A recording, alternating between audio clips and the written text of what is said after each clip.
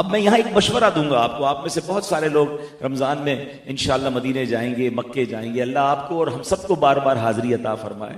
کبھی روضہ رسول پہ جا کر یہ انداز اختیار کیجیے گا, نبی پاک سے عرض کرے نا سلام, اس سے پہلے یہ کہیے کہ حضور میرے ماں باپ آپ پر قربان, فدا کا ابی و امی یا رسول اللہ. یہ صحابہ کا طریقہ تھا.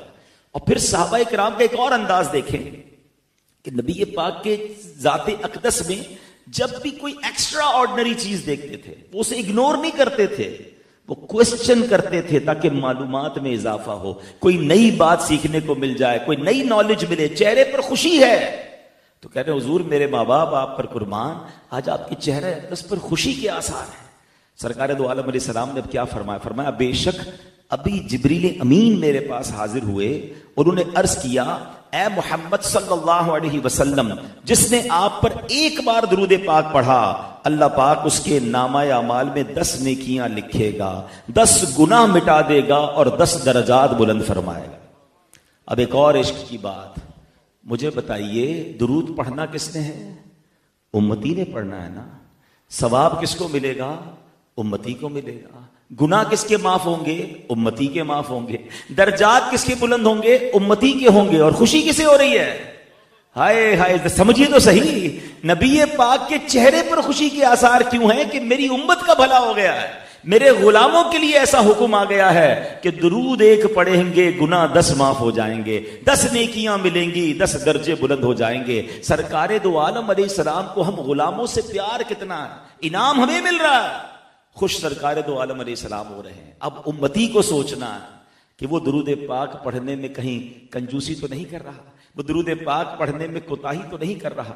آپ یقین کریں یہ جو گناہ معاف کرنا ہے نا, یہ اتنی کمال کے درود پاک کی فضیلت ہے کہ قیامت کے دن ہم سب کو پتا ہے کہ نامہ اعمال تولے جائیں گے, اعمال تولے جائیں گے. اور قرآن کا واضح اعلان ہے فَمَن يَعْمَلْ مِثْقَالَ ذَرَّةٍ خَيْرًا يَرَهُ, جو جس نے چھوٹا سا ذرہ بھی نیکی کی ہوگی وہ دیکھے گا. وَمَن يَعْمَلْ مِثْقَالَ ذَرَّةٍ شَرًّا يَرَهُ, گناہ کرنے والا, غلط کام کرنے والا بھی دیکھے گا. تو اگر ہمارے تو گناہ ہی زیادہ ہیں, لیکن اگر درود پاک کی کثرت رہی تو انشاءاللہ قیامت سے پہلے یہ گناہ معاف ہو سکتے ہیں اگر ہم درود پاک پڑھتے رہا کریں. تو ماہ رمضان ایکچولی جس کی بہت ساری برکتیں ہیں, دنیا میں لوگ کہتے ہیں کسی چیز کی عادت بنانی ہونا, اپنے آپ کو ہیبیچول بنانا ہو کسی بھی چیز کا, تو 20 to 30 ڈیز ریکوائرڈ ہوتے ہیں. آپ نے کوئی پرٹیکولر ڈائٹ پلان سیٹ کرنا ہے, پہلے 15 دن مشکل ہوتے ہیں, پہلے 20 دن مشکل ہوتے ہیں, پھر عادت بن جاتی ہے.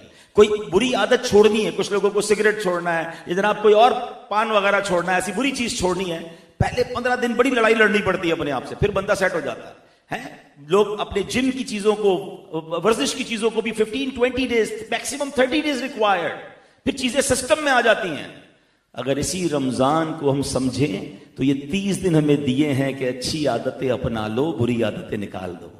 شیطان بند ہے نا.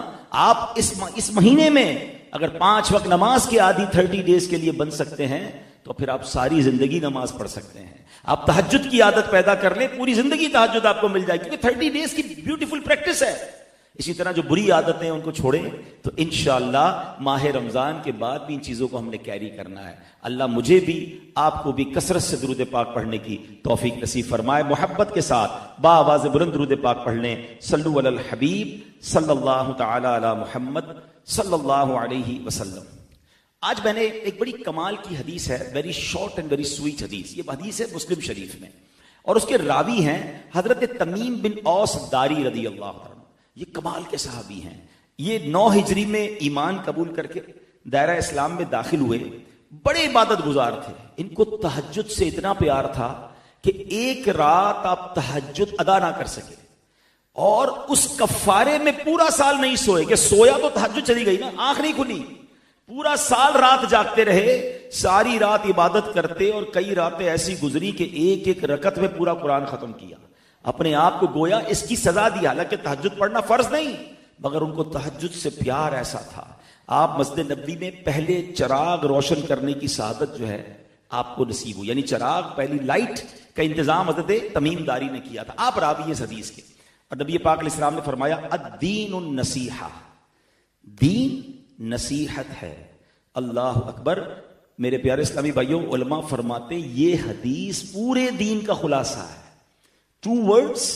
ہم کہتے ہیں نا یار کوزے میں دریا کو بند کر دینا. نبی پاک کے جہاں بہت سارے معجزات ہیں، ان میں ایک معجزہ یہ ہے کہ اللہ کریم نے نبی پاک کو جوامع الکلم بنایا ہے. یعنی مختصر بات میں، چند جملوں میں میرے آقا بہت بڑا مضمون بیان فرما دیتے. سیدی اعلیٰ حضرت امام اہل سنت لکھتے ہیں نا کہ میں نثار تیرے کلام پر، ملی یوں تو کس کو زبان نہیں. حضور زبان والے بڑے آئے، مگر حضور آپ کے کلام کی شان کیا ہے کہ میں نثار تیرے کلام پر، ملی یوں تو کس کو زبان نہیں. وہ سخن ہے جس میں سخن نہ ہو، وہ بیان ہے جس کا بیان نہیں. آقا تیرے آگے یوں ہیں دبے لچے فصحاء عرب کے بڑے بڑے. جب نبی پاک دنیا میں تشریف لائے اس زمانے میں انٹلیکچوئلز کا دور تھا، عرب کے لوگوں کو اپنی فصاحت میں بڑا ناز تھا. مگر جب نبی پاک نے گفتگو شروع کی، قرآن کی آیت تلاوت کی، ان کا حال کیا ہوا؟ تیرے آگے یوں ہیں دبے لچے فصحاء عرب کے بڑے بڑے. کوئی جانے منہ میں زبان نہیں بلکہ جسم میں جان نہیں. اب 2 لفظ ہیں، الدین النصیحہ. ارے یہ 2 لفظ پورے اسلام کو، پورے دین کو کیسے گیدر کر سکتے ہیں؟ اب ذرا اس کی فضاحت سنیے گا، ایمان تازہ ہو جائے گا. اب اس کے معنی کیا ہیں؟ دین نصیحت ہے. سبحان اللہ. عام محاورے میں کسی کو اچھی بات کی تلقین کرنے کا نام نصیحت ہے، مگر عربی میں جو نصیحت ہے اس کے لغوی معنی ہے خالص ہونا یا خالص کرنا. اب حدیث پاک کا معنی کیا بنے گا کہ دین خالص ہونے کا نام ہے. سرکار دو عالم علیہ السلام سے صحابہ کرام نے پوچھا کہ حضور کس کے لیے خالص ہونا ہے؟ اب اس کی انٹرپریٹیشن سمجھیے گا. صحابہ نے اس حدیث کے تحت نبی پاک سے کوسچن کر لیا کہ حضور دین خالص ہونا ہے تو ہمیں خالص کس کے لیے ہونا ہے؟ تو نبی پاک نے فرمایا 5 باتیں، 5 چیزوں کے لیے خالص ہونا ہے. نمبر 1 اللہ کے لیے خالص ہونا ہے. نمبر 2 ولی کتابی ہی، اللہ کی کتاب کے لیے خالص ہونا ہے. نمبر 3 ولی رسول ہی، اللہ کے نبی علیہ الصلوۃ والسلام کے لیے خالص ہونا ہے. نمبر 4 ولی ائمۃ المسلمین، یعنی جو امت کے علماء ہیں، مفتیان کرام ہیں، لیڈرز آف دا امہ ہیں، ان کے لیے خالص ہونا ہے. پھر فرمایا وائمۃ المسلمین کے بعد فرمایا عامتہم، عام مسلمانوں کے لیے بھی خالص ہونا ہے. یہ دین ہے. تو اے میرے پیارے اسلامی بھائیوں، پتہ یہ چلا کہ اللہ پاک کے حبیب علیہ السلام نے اس مختصر حدیث میں اللہ کے حقوق، اپنے رسول پاک علیہ السلام کے حقوق، امت کے اولیاء اور علماء کے حقوق، کتاب اللہ کے حقوق اور عام مسلمانوں کے حقوق بھی بیان کر دیے. اب میں ان 5 پر بات کرنے جاؤں گا تو بات طویل ہو جائے گی. چونکہ آج تکمیل قرآن کی محفل ہے تو آج فقط قرآن کے حقوق کی بات کرتے ہیں کہ ہم پر قرآن کے حقوق کیا ہیں. اب اس کو ذرا سمجھیے گا. قرآن سے دوستی، قرآن کو انڈرسٹینڈ کرنا، قرآن سے محبت کرنا، یہ ہمارے ایمان کے لیے کتنا ضروری ہے. قرآن مجید کا پہلا حق کیا ہے؟ پہلا حق ہے کہ قرآن پر ایمان لانا. اب یہ بیسکس آف اسلام ہے، یاد رکھیے. میرا اور آپ کا کیا بلیف ہونا چاہیے قرآن پر، یہ مجھے بھی پتا ہونا چاہیے اور پھر مجھے اپنی فیملی کو بھی انڈرسٹینڈ کروانا چاہیے. اب حق کیا ہے یہ یاد رکھیے کہ اللہ پاک نے جتنی بھی کتابیں نازل فرمائی ہیں، جتنے صحیفے انبیاء کرام پر نازل فرمائے ہیں، ان سب پر ہی ایمان لانا ایک مسلمان پر لازم ہے. اللہ کی نازل کردہ کسی بھی کتاب کا انکار جو ہے وہ کفر ہے. البتہ پچھلی کتابوں پر ایمان لانا اور قرآن پر ایمان لانے میں ایک فرق ہے. یہ ذرا غور سے سنیے گا. پچھلی جتنی بھی آسمانی کتابیں ہیں، صحیفے ہیں، ان سب پر اجمالی ایمان فرض ہے اور قرآن کریم پر تفصیلی ایمان فرض ہے. اب اجمالی ایمان کیا ہے یہ بھی سمجھ لیں. اللہ پاک نے تورات نازل فرمائی، زبور نازل فرمائی، انجیل نازل فرمائی. اس کے علاوہ بھی انبیاء کرام پر بہت سارے صحیفے نازل ہوئے. وہ سب حق ہیں، سچ ہیں. ان میں جو کچھ اللہ پاک نے نازل فرمایا وہ سب کا سب سچ ہے.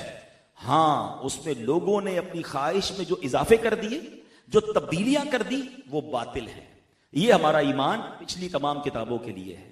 مگر قرآن پاک کے لیے ایمان کیا ہے کہ الحمد سے لے کر والناس تک قرآن پاک کا ایک ایک جملہ، ایک ایک لفظ، ایک ایک حرف حق ہے. اللہ پاک کی طرف سے نازل کرتا ہے. اس میں ایک حرف کی بھی کمی بیشی نہیں ہے. جو شخص قرآن کریم کے ایک لفظ کا بھی انکار کرے وہ کافر اور دائرہ اسلام سے خارج ہو جاتا ہے. دس از دا ڈفرنس بٹوین پچھلی کتابوں پر ایمان لانے کا انداز کیا ہوگا اور قرآن پر ایمان لانا. یہ پہلا حق ہے قرآن کا کہ قرآن پر اس یقین کے ساتھ میں اور آپ ایمان لائیں. اچھا، اب قرآن کو کتاب ہدایت ماننا یہ بھی قرآن کا حق ہے، اور یہ قرآن پر ایکچولی ایمان لانے کا حصہ ہے۔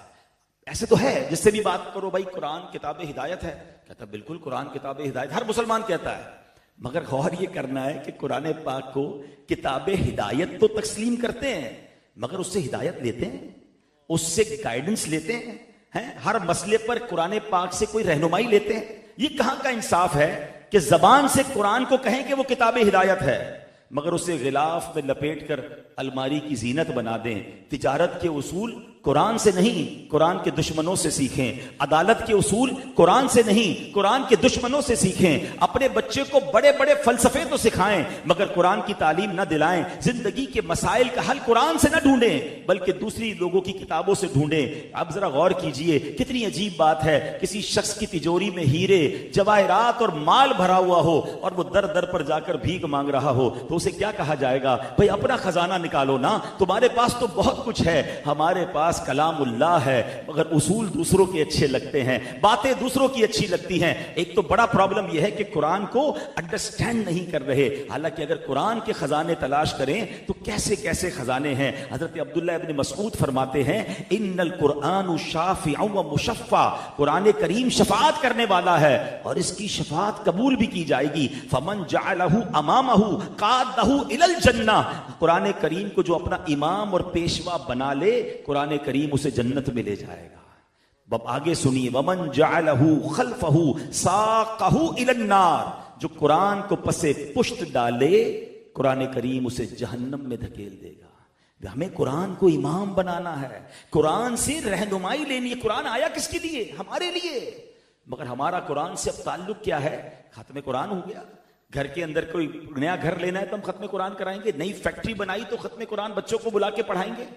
بٹ انفارچونیٹلی ایسا بھی ہوتا ہے کہ ہمارے گھر میں ختم قرآن ہے، بچے قرآن پڑھیں گے، ہم دوستوں کے ساتھ بیٹھے ہوں گے، ہماری فیکٹری پہ ختم قرآن ہو رہا ہے، ہم ان بچوں کے ساتھ بیٹھ کے تلاوت بھی نہیں کریں گے، وہ ان کا کام ہے۔ اتنا تعلق ہے، جلدی یار ایک اچھا سا قرآن بھجوا دے، کیوں؟ وہ نئے گھر میں شفٹ ہونا ہے، جلدان میں لپیٹ کر رکھنا ہے، دیٹس اٹ۔ ہم کیوں اس کی انڈرسٹینڈ نہیں کر رہے؟ اس پہ کتنے خزانے ہیں۔ وہ ایک صاحب کا واقعہ ہے نا کہ انہوں نے ایک امام صاحب کو گھر پہ دعوت پہ بلایا، امام صاحب آئے تو باپ اور بیٹے نے ان کا ویلکم کیا اور کھانے پینے کا انتظام کرنے لگے۔ امام صاحب کھانا وغیرہ کھا کے جب تشریف لے گئے تو بیٹا کہتا ہے والد صاحب سے کہ ابو جان ڈرائنگ روم میں میرے بہت سارے پیسے پڑے ہوئے تھے، اب وہ نہیں مل رہے، امام صاحب کے علاوہ کوئی گھر میں آیا نہیں ہے۔ باپ کہتا ہے بیٹے کیسی بات کر رہے ہو، امام صاحب تھوڑی پیسے لے گئے ہوں گے، مگر وہ بیٹا تھا، اس کو بڑا افسوس ہوا میرے پیسے کہاں چلے گئے۔ کچھ عرصے بعد ایک آدھ سال بعد امام صاحب کو پھر دعوت پہ بلایا، اسی ڈرائنگ روم میں بٹھایا، والد پھر کھانا لینے گیا تو بیٹے نے ڈرتے ڈرتے امام صاحب سے پوچھا امام صاحب ناراض نہیں ہوئیے گا، ایک بات کرنی تھی، پچھلی بار آپ آئے تھے نا میرے کافی سارے پیسے یہیں پڑے ہوئے تھے، وہ آپ کو ملے تو نہیں؟ تو امام صاحب رونے لگے۔ تو اب وہ کہتے نہیں میں آپ کو کچھ بھی نہیں کہہ رہا، میں آپ کو کلیم نہیں کر رہا، میں صرف سوال کر رہا ہوں، میں نے آپ پر الزام نہیں لگایا۔ امام صاحب کہتے ہیں میں یہ نہیں کہہ رہا کہ تم نے مجھے چور کہا، بیٹا یہ سامنے قرآن پاک پڑھا ہے، ذرا اس کو لے کر آؤ۔ اس بچے نے قرآن اٹھایا کہ اس کو کھولو، انہوں نے جیسے جلدان کھولا تو وہ پیسے اس کے اندر پڑے تھے۔ امام صاحب نے کہا کہ جب آپ کھانے کا انتظام کرنے گئے نا پیسے بکھرے ہوئے تھے، میں نے سوچا قرآن میں رکھ دوں، آپ روزانہ تلاوت کرتے ہوں گے، آپ کو صبح مل جائیں گے۔ افسوس یہ ہو رہا ہے کہ میں 1 سال بعد آیا ہوں، آپ کے گھر میں 1 سال بھی قرآن نہیں کھلا ہے۔ Actually this is over interaction with Quran. اتنی دوری ہو گئی ہے ہماری قرآن کا حق ہے کہ اس پر ایمان لائیں، اس سے ہدایت لیں۔ بھائی ہدایت تو جب لیں گے جب پڑھیں گے، جب انڈرسٹینڈ کریں گے۔ یہ حال ہے ہمارا، کیسے کیسے خزانے، کیسی کیسی چیزیں قرآن میں موجود ہیں۔ ایسا ہی ایک واقعہ ایک خاتون کے ساتھ ہوا، اس کو ریلیٹ کرتا ہوں قرآن سے۔ وہ خاتون بڑی غریب تھی، بیمار تھی، بزرگ تھی، کسی نے مشورہ دیا بیٹے کو ابراڈ بھیج دو، اچھے پیسے کمائے گا، تمہارا بھی علاج ہو جائے گا، گھر بھی بن جائے گا۔ بڑی جمع پونجی کر کے بیٹے کو سفر کروا دیا۔ بڑے پیار کرتی تھی، ماں کا اکلوتا بیٹا تھا، ہر مہینے وہ بیٹا ایک لیٹر لکھتا ماں کو جیسے لیٹر آتا ماں خوش ہو جاتی، سبحان اللہ میرے بیٹے کا ولایت سے خط آیا، چومتی، پڑھنا تو آتا نہیں تھا، اس کو ڈرا میں رکھ دیتی، دراز میں رکھ دیتی، 1 مہینہ 2 مہینہ 6 مہینے، ہر مہینے لیٹر آتا، ہر مہینے چومتی، دراز میں رکھتی۔ بیمار ماں تھی، علاج ہوا نہیں، کچھ عرصے بعد چل بسی۔ پڑوسیوں نے آ کے گھر کی صفائی کی، دراز کھولا تو بہت سارے انویلپس کھولے تو ہر انویلپ میں ایک منی آرڈر تھا۔ وہ بیٹا ہر مہینے ماں کو ڈرافٹ کے ذریعے پیسے بھیجتا تھا، ماں پڑھی لکھی نہیں تھی، اسے پتہ ہی نہیں تھا یہ پیسے تھے، وہ وڈرا کروا لیتی تو علاج بھی ہو جاتا، شاید گھر بھی بن جاتا، وہ ماں چل بسی۔ یہ واقعہ تو اس دکھیاری ماں کا ہے، مگر سچ بتاؤ ہم قرآن کے ساتھ کیا کر رہے ہیں؟ قرآن لیتے ہیں، چومتے ہیں، رکھ دیتے ہیں۔ اس کے اندر کتنے خزانے، کتنی شفا، کتنی برکتیں، کتنی guide lines. We have no time to learn قرآن۔ قرآن کا حق ہے کہ اس پر ایمان لائیں اور اس سے ہدایت لیں۔ اب جو قرآن سے دشمنی کرتا ہے، قرآن کو جھٹلاتا ہے، اس کا کیا حال ہوتا ہے؟ ایک ایسا خطرناک شخص اس امت میں گزرا ہے، خلافت بنو امیہ کا ایک بادشاہ تھا، ولید بن یزید، انتہائی سرکش اور بے باک تھا۔ حدیث پاک میں ارشاد ہوا میری امت میں ولید نام کا ایک شخص ہوگا، میرے آقا نے پہلے ہی بتا دیا تھا، جو کہ فرعون سے زیادہ سرکش ہوگا۔ اس بدبخت کا حال یہ تھا کہ قرآن پاک سے اس نے فال نکالا، حالانکہ قرآن سے فال نکالنا جائز نہیں ہے، مگر اس کی دیکھیں کیسی اس کو یعنی ایک طرح سے الارمنگ سچویشن ہوئی کہ قرآن کھول کر جو فال نکالا نا، وہ آیت کون سی اس کے سامنے آئی؟ خواب کل جبار عنید، یعنی اسی کو قرآن پاک جو ہے وہ سمجھا رہا ہے۔ ترجمہ کیا ہے؟ ہر سرکش ہٹ دھرم نامرادو، ہونا تو چاہیے ڈر جاتا، توبہ کرتا کہ قرآن مجھے سمجھا رہا ہے ڈائریکٹلی۔ جو قرآن پڑھتے ہیں نا ان کو تجربہ ہوگا کہ کبھی کبھی آپ کوئی مسئلے میں الجھے ہوتے ہیں، کبھی کسی سوال کا جواب تلاش کرنا ہوتا ہے، اور اگر آپ قرآن ترجمے سے پڑھ رہے ہوں، تفسیر سے پڑھ رہے ہوں، آپ کے سامنے وہ مسئلہ آ جاتا ہے، آپ کے سامنے وہ آیت آ جاتی ہے، گویا آپ کو گائیڈ کیا جا رہا ہے قرآن سے۔ قرآن سے دوستی کریں، واللہ قرآن آپ کو جواب دیتا ہے۔ اس بدبخت کو قرآن نے ٹونٹ کیا، سمجھایا، لیکن اس نے قرآن سے دشمنی کیا کی کہ تم مجھے سمجھا رہے ہو، تم کہہ رہے ہو کہ سرکش اور ہٹ دھرم نامراد ہوا، ہاں میں ہوں سرکش۔ معاذ اللہ، اس نے قرآن کو آگ لگا دی، اور کہتا کیا ہے کہ قیامت کے دن جب اللہ کے سامنے جانا، قرآن کو کہتا ہے تو کہہ دینا اللہ سے کہ ولید نے میرے ساتھ ایسا سلوک کیا۔ تاریخ کے واقعات میں یہ واقعہ موجود ہے، اس گستاخی کے کچھ ہی دن بعد اس کے سر کو کاٹ کر اسی کے محل میں لٹکا دیا گیا، اسی کے رشتہ داروں نے اسے مار دیا۔ تو یاد رکھیے میرے پیارے اسلامی بھائیوں، قرآن کی دوستی عروج دلاتی ہے۔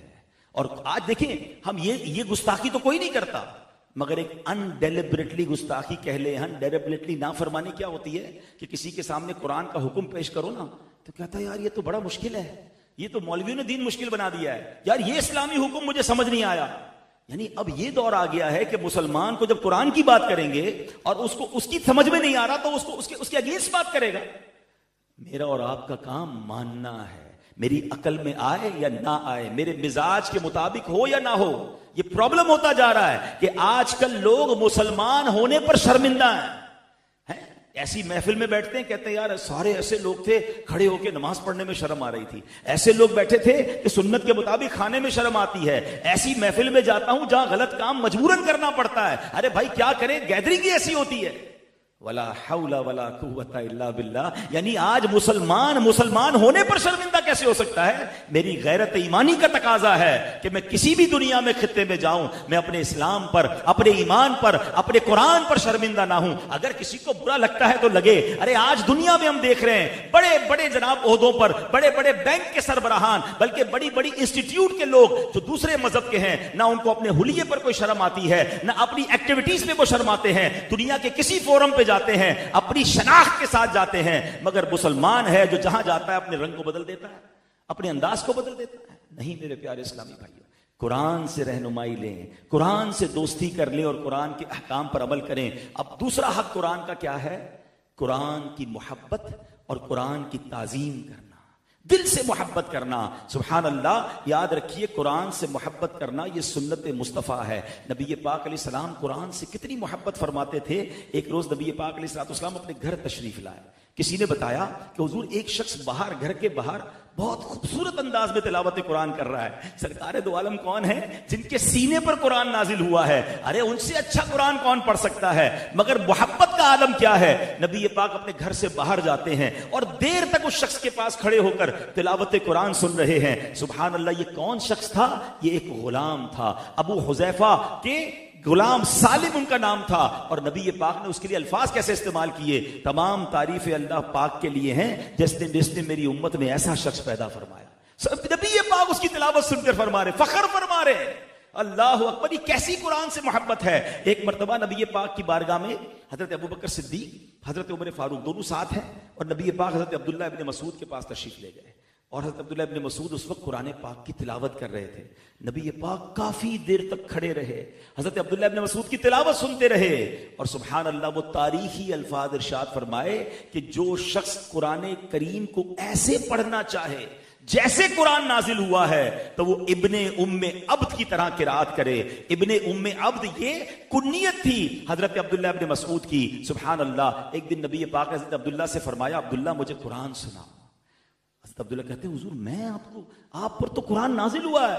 نبی پاک علیہ السلام نے فرمایا ہاں عبداللہ ابن مسعود تم قرآن سناؤ. انہوں نے سورہ نساء کی تلاوت شروع کی. نبی پاک قرآن سنتے رہے اور آنسو بہاتے رہے. قرآن سننے کا ادب یہ ہے کہ یہ ٹائم پاس کام نہیں ہے. دیکھیں واٹ از ایکچولی تلاوت قرآن. ہم شاید اس کی اہمیت کو سمجھ نہیں پا رہے. مثال دیتا ہوں، آپ کو جس سے سب سے زیادہ پیار ہو اس سے باتیں کرنے میں کتنا مزہ آتا ہے. جی چاہتا ہے اس کی باتیں سنتا رہوں یا اس سے باتیں کرتا رہوں. ٹو وے. محبت کرنے والے سے جی نہیں بھرتا. جی چاہتا ہے میں اس سے باتیں کروں اور وہ مجھ سے باتیں کرے. پھر اللہ پاک سے آپ کی محبت کا عالم کیا ہونا چاہیے. اف یو وانٹ کہ اللہ آپ سے کلام کرے، سبحان اللہ. مولا علی فرماتے ہیں جب میں چاہتا ہوں رب مجھ سے کلام کرے میں قرآن پڑھنے لگ جاتا ہوں. کلام اللہ ہے نا. اب جب آپ اس کو سمجھ تلاوت کر رہے ہیں تو فیل کریں، انڈرسٹینڈ کریں کہ اللہ آپ سے بات کر رہا ہے. پھر جی نہیں چاہے گا قرآن بند کرنے کو. اور جب آپ کا دل چاہے آپ اللہ سے بات کریں تو آپ نماز پڑھنا شروع کر دیں. نماز ایکچولی اللہ سے بات کرنا ہے. تو ہم نماز بھی کم پڑھتے ہیں، ہم قرآن بھی کم پڑھتے ہیں. اس کا مطلب اللہ سے کانورزیشن رک گئی ہے ہماری. ساری دنیا سے رابطہ ہے. بلکہ لوگ فخریہ بتاتے ہیں میرے پاس فلاں کا فون نمبر ہے، ہاں میں تو اس سے بات کر لیتا ہوں. ایسا رابطہ ہے ابھی کال کروں گا اٹھائے گا، نہیں اٹھائے گا تو کال بیک آ جائے گی. بڑی میری ڈائریکٹ لائن ہے. بتاؤ نا جس کی اللہ سے ڈائریکٹ لائن ہو اور روز بات کرتا ہو اللہ سے، اور روز اللہ اس سے بات کرتا ہو، اس کو کیا ضرورت ہے کسی کے نمبر کی. ہمارا پرابلم یہی تو ہے، ہم سب سے بات کرتے ہیں، ہم رب سے بات نہیں کرتے. ہم سب کو اپنے مسئلے بتاتے ہیں، ہم اللہ کو اپنے مسئلے نہیں بتاتے ہیں. حالانکہ حل اسی نے کرنے ہیں. وہی مسبب الاسباب ہے، وہی دافع البلیات ہے، وہی حل المشکلات ہے. سب کو کہتے ہیں میرا یہ مسئلہ، میرا وہ مسئلہ. ارے کسی کو نہ بتاؤ، آپ اللہ کے آ کے سر کو جھکاؤ نا اور اللہ سے بات کرنے میں سبحان اللہ. دنیا میں ہمارا مسئلہ پتہ ہے کیا؟ ہم کسی کو اپنا مسئلہ بتائیں نا، شاید ایک بار وہ حل کر بھی دے، دوبارہ جائیں اس کے پاس، کہا یار تھوڑے دنوں پہلے تو آئے تھے دوبارہ آ گئے. تیسری چوتھی بار بات کرے تو ہمارا نمبر بلاک ہو جاتا ہے کہ اس بندے کا تو کام ہی مانگنا ہے. یہ ہے دنیا. پھر بھی دنیا والوں کے پاس جاتے ہیں. اور رب فرماتا ہے ادعونی استجب لکم، مانگو میں تمہیں عطا کروں گا. وہ جو جتنا مانگتا ہے رب اسے اتنا خوش ہوتا ہے، اتنا عطا فرماتا ہے. وہاں دروازے کھلے ہیں، ادھر جانے کا ٹائم نہیں، اور ادھر دنیا کے دروازے ہم کھٹکھٹاتے ہیں. پلیز قرآن کا حق ہے کہ اس سے محبت کی جائے. سلطان محمود غزنوی کتنا قرآن کا ادب کرتے تھے. سبحان اللہ. کسی نے ان کو خواب میں دیکھ کر پوچھا کہ آپ کے ساتھ مرنے کے بعد کیا معاملہ ہوا. حالانکہ بڑے بڑے مارکے جیتے ہوئے تھے، but what was the reason for بخشش. آپ کہتے ہیں میں جس کمرے میں ایک بار میں کہیں مہمان بنا، جو ٹھہرایا گیا تو وہاں قرآن پاک طاق میں موجود تھا، اور وہ طاق قدموں کی طرف تھا. یہ بھی آج ہمیں دیکھنا ہے. ہمارے قبلہ رو بیڈ لگے ہوئے ہیں، ہمارے واش روم قبلہ رو ہیں. نو بڈی ٹاک اباؤٹ اٹ. بلکہ سوچتا بھی کوئی نہیں ہے. ہم کبھی کسی ہوٹل پہ بھی جاتے ہیں، قبلہ رو ہمارے پیر ہیں، کوئی فکر نہیں ہے. قرآن پاک بعض اوقات ہوٹلز میں یا کسی کے گھر میں پڑے اور ہمارا قدم اس طرف ہے. اسلام ادب سکھاتا ہے. کہتے ہیں میں نے سوچا کہ قرآن کو باہر نکال دیتا ہوں، میرا آرام کیسے ہوگا، پیر اس طرف ہے. پھر دل میں خیال آیا کہ میں اپنے آرام کے لیے قرآن کو کمرے سے باہر نکال دوں. کہتے نہیں ساری رات بیٹھا رہا، میں نے پیر لمبے نہیں کیے، میں ادب کرتا رہا، میں نے قرآن کی تعظیم کی. اللہ پاک نے اسی قرآن پاک کے ادب کی برکت سے میری بخشش فرما دی. ہاں میں آپ کو ایک اور عجیب بات بلکہ خوبصورت بات بتاؤں. نبی پاک سے عشق کا دعویٰ ہم سارے کرتے ہیں نا. قاضی ایاز مالکی نے شفا شریف میں لکھا ہے کہ محبت رسول کا، عشق رسول کا علامت یہ ہے کہ محبت قرآن دل میں ہونی چاہیے. یعنی جو شخص قرآن سے محبت کرتا ہے وہی رسول پاک علیہ الصلوۃ والسلام سے محبت کرتا ہے. حضرت عبداللہ ابن مسعود فرماتے ہیں جو یہ جاننا چاہے کہ اس کے دل میں اللہ اور اس کے رسول کی محبت ہے یا نہیں. سارے کہتے ہیں نا غلامی رسول میں موت بھی قبول ہے، دعویٰ الگ ہے. If you want to check yourself کہ کتنی محبت ہے، حضرت عبداللہ ابن مسعود فرماتے ہیں تو وہ دیکھے کہ اس کی قرآن سے محبت ہے کہ نہیں ہے.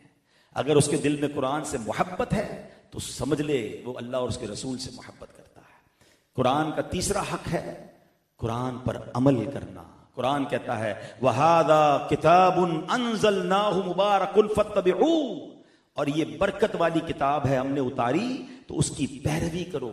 قرآن کو فالو کرنا یہ قرآن کا حق ہے. اب دیکھیں نا، کوئی شخص قرآن پڑھ بھی رہا ہے اور عمل نہیں کر رہا، اس کی مثال کیا ہے کہ تلاوت کیا کر رہا ہے؟ لعنت اللہ علی الکاذبین، لعنت اللہ علی الکاذبین، کہ جھوٹوں پر اللہ کی لعنت ہے. خود ہی قرآن پڑھ رہا ہے، اپنے آپ کو ہی لعنت دے رہا ہے کیونکہ جھوٹ بولتا ہے، عمل نہیں کر رہا. تلاوت ہے، عمل نہیں ہے. قرآن کا حق یہ ہے کہ عمل کیا جائے. کیوں؟ اللہ اکبر. حدیث پاک میں آیا کتنے قرآن پڑھنے والے ایسے ہیں کہ قرآن ان پر لعنت کرتا ہے. کیوں؟ قرآن پڑھ رہے ہیں اور ظلم کر رہے ہیں. کہ قرآن کیا کہے گا جب تلاوت کریں گے؟ قرآن فرمائے گا اللہ لا یہدی القوم الظالمین، اللہ ظالموں کو ہدایت نہیں کرتا. اور تلاوت کرنے والا خود ہی ظلم کیے جا رہا ہے. یعنی تلاوت کر رہا ہے اور اپنے آپ کی وعید بیان کر رہا ہے، اپنے آپ ہی کا عذاب بیان کر رہا ہے. تو قرآن کا حق یہ ہے کہ اس پر عمل کیا جائے، اور دین اینڈ دیر عمل کرنا. یہ صحابہ کا کیسا طریقہ تھا. اور اس زمانے میں، پچھلے زمانے میں غلاموں کو، کنیزوں کو، یعنی ہمارے حوالے سے بات کروں تو کام کاج کرنے والوں کو قرآن کیسا یاد تھا. حضرت امام زین العابدین بڑی عظیم ہستی ہیں، امام حسین رضی اللہ عنہ کے صاحبزادے ہیں، شہزادے ہیں. آپ کی کنیز آپ کو وضو کروا رہی تھی. اس زمانے میں کنیز اور غلام اس طرح کا معاملہ تھا. تو وضو کرواتے کرواتے برتن جو تھا وہ ہاتھ سے گر گیا اور امام زین العابدین کے چہرے پر گر گیا. اب ٹرائی ٹو امیجن، ہمارا ملازم ہمیں کوئی کھانا سرو کر رہا ہے، ٹرے لے کر آ رہا ہے، اس کے ہاتھ سے گر گیا، ہمارے کپڑے خراب ہو گئے. ہمارا ریئیکشن کیا ہوتا ہے؟ بھائی انسان ہے، ہو گئی غلطی. مگر نہیں، ہمارے تو جو منہ میں آیا ہم نے بک دینا ہے. بیچارہ غریب ہے، کچھ کہے گا تو ہی. بعض اوقات اٹھ کے چانٹا مار دیتے ہیں. یہ دو ہوٹلوں میں ویٹر کو بیچاروں کو مار رہے ہوتے ہیں، ان کو گالیاں دے رہے ہوتے ہیں. یار اس کے اوپر اتنا لوڈ ہے، گھر میں بیوی بیمار ہوگی، ماں پریشان ہوگی، پہلی تاریخ کے وہ انتظار میں ہے، اس کے ذہن میں کتنی فرسٹریشن چل رہی ہیں، اور ایک غلطی پر آپ نے جناب اسے سزا دے دی. اب امام زین العابدین ہے، آپ کے چہرے پہ چوٹ لگ گئی. مگر وہ کیسی کنیز تھی، رائٹ اوے اس نے قرآن کی آیت کا جز پڑھا والکاظمین الغیظ، اور غصہ پینے والے. ترجمہ کیا ہے؟ غصہ پینے والے. فوراً امام زین العابدین نے قرآن سنا، ریئیکٹ کیا کیا؟ عمل کیا، غصہ پی لیا. اب اس لونڈی نے دیکھا کہ غصہ ٹھنڈا ہو گیا، آیت کا اگلا حصہ پڑھا والعافین عن الناس، اور لوگوں سے درگزر کرنے والے. امام زین العابدین کہتے ہیں میں نے تجھے معاف کیا. اللہ اکبر. اب آیت کا اگلا حصہ اس نے پڑھا واللہ یحب المحسنین، اللہ نیک لوگ اللہ کے محبوب ہیں. وہ فرماتے جا میں نے تجھے اللہ کی رضا کے لیے آزاد کر دیا. رائٹ اوے سنتے گئے، عمل کرتے گئے، غصہ پیا، معاف کیا. اب احسان کیا کیا کہ غلامی سے بھی آزاد کر دیا. میں اور آپ قرآن پڑھتے ہیں، قرآن سنتے ہیں، قرآن سمجھاتا ہے، مگر سنتے تو ہیں، عمل نہیں کرتے. عمل کرنے والے پتہ ہے کہاں پہنچ جاتے ہیں؟ حضرت فضیل بن عیاض یہ بہت بڑے ڈاکو تھے. اتنے بڑے ڈاکو تھے کہ مائیں اپنے بچوں کو کہتی تھی سو جاؤ فضیل آ جائے گا. اتنے بڑے ڈاکو. مگر ایک جگہ آپ موجود تھے تو آپ نے ایک شخص کی تلاوت سنی، ایک آیت. اب یہ آیت یقین کریں ایسی ہے، اس آیت کے بس سے تو بہت سارے واقعات ہیں، مجھے بیان کنکلوڈ بھی کرنا ہے کہ اس آیت کے تحت کتنے لوگوں کی زندگی بدلی ہے. مگر یہ آیت میں آپ کے سامنے بھی تلاوت کر رہا ہوں. اب دیکھیں میرے اور آپ کے دل پر کیا ریئیکشن آتا ہے. اور وہ آیت کیا ہے؟ الم یأن للذین آمنوا ان تخشع قلوبهم لذکر اللہ. اچھا ان کو قرآن بھی آتا تھا، بے شک وہ ڈاکے مارتے تھے مگر عربی سمجھتے تھے، قرآن سمجھتے تھے. فوراً سمجھ لیا آیت کا ترجمہ کیا تھا. کیا ایمان والوں کو ابھی وہ وقت نہ آیا کہ ان کے دل جھک جائیں اللہ کی یاد کے لیے؟ یعنی ابھی ٹائم نہیں آیا توبہ کرنے کے لیے. کب اللہ کی طرف آؤ گے؟ کب تک اللہ کو ناراض کرو گے؟ قرآن بلا رہا ہے. آیت سنی اور زارو کتار رونے لگے، بولو یا اللہ وقت آ گیا، اے مولا بس وقت آ گیا، میں حاضر.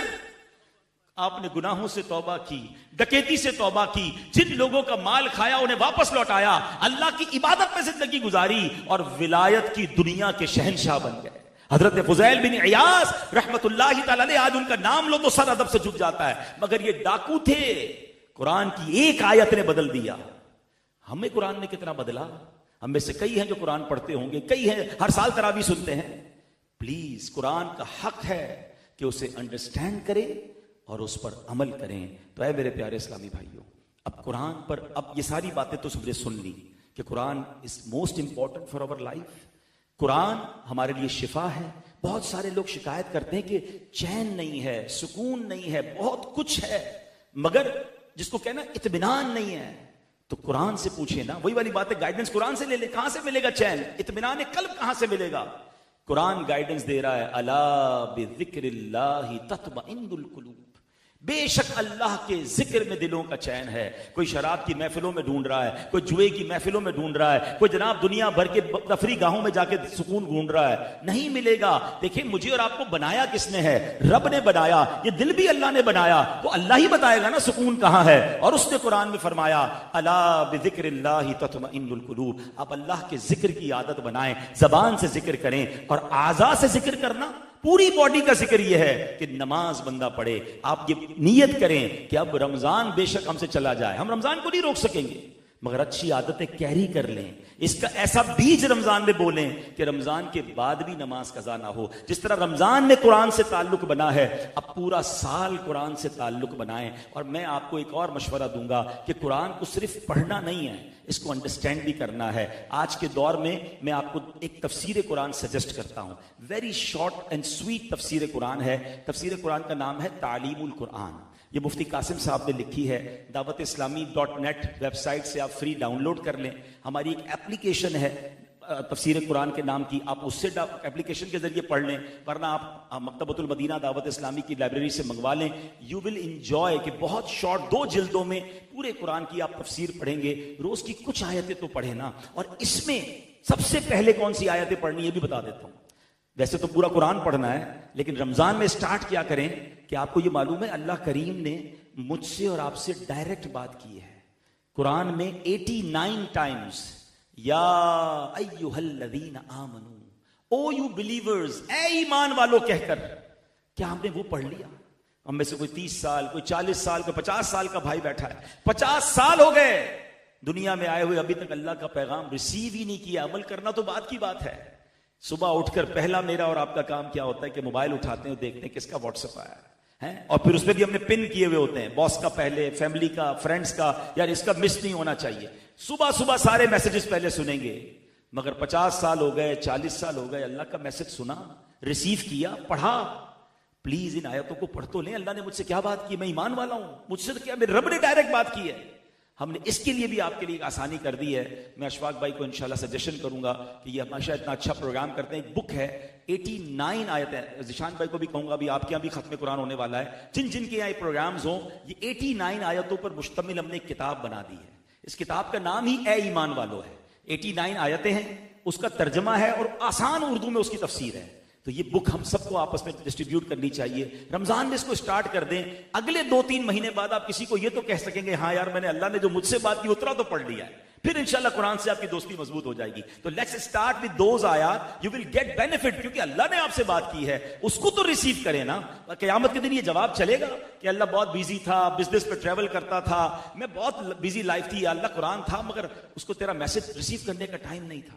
کیسا جواب ہوگا یہ اللہ کی بارگاہ میں؟ تو آج آئے ہیں تو آج یہ پیغام لے کر جائیں کہ قرآن ہمارے دلوں کا نور بنے، ہم قرآن سے محبت کریں، قرآن سے گائیڈنس لیں اور قرآن پر عمل کریں، اور الحمدللہ اپنے بچوں کو بھی قرآن پڑھائیں۔ آج ہم بڑی بڑی ڈگریاں تو سکھا رہے ہیں، مگر میرا اور آپ کا بیٹا میرے اور آپ کے دنیا کے جانے کے بعد قرآن پڑھ کر ہی اصالِ ثواب کر سکے گا۔ تو ہم بچوں کو قرآن پڑھائیں، حدیث پڑھائیں۔ الحمدللہ قرآن پاک کی دنیا بھر میں خدمت جو دعوت اسلامی کر رہی ہے، ہمیں چھوٹی سی 5 منٹ کی ویڈیو پریزنٹیشن ہے، انشاءاللہ وہ آپ کو دکھاتے ہیں کہ 19,000 سے زیادہ مدرسے پوری دنیا میں دعوت اسلامی نے بنا دیے، لاکھوں بچے حافظ بن گئے، ناظرہ قرآن پڑھ لیا، ہزاروں علماء بن گئے، اور یہ بنتے چلے جا رہے ہیں۔ اور پھر ان بچوں کو کس طرح دنیاوی علوم بھی سکھائے جا رہے ہیں، اور اس کے ساتھ ساتھ کیا دینی خدمات ہیں۔ تو آپ سے بھی گزارش کروں گا کہ ان انسٹیٹیوٹس میں اپنے بچوں کو داخل کریں، بلکہ جتنے ایلڈر بھائی بیٹھے ہیں آپ بھی قرآن پڑھنا چاہتے ہیں۔ ایک بڑا مسئلہ پتہ ہے کیا ہے؟ اس عمر میں جب کسی کو کہو نا کہ بھائی قرآن پڑھیں،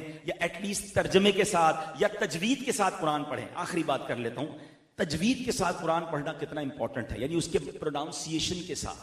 قرآن ایکچولی عربک لینگویج میں ہے نا، اور Arabic is the most sensitive language on earth, یاد رکھیے گا۔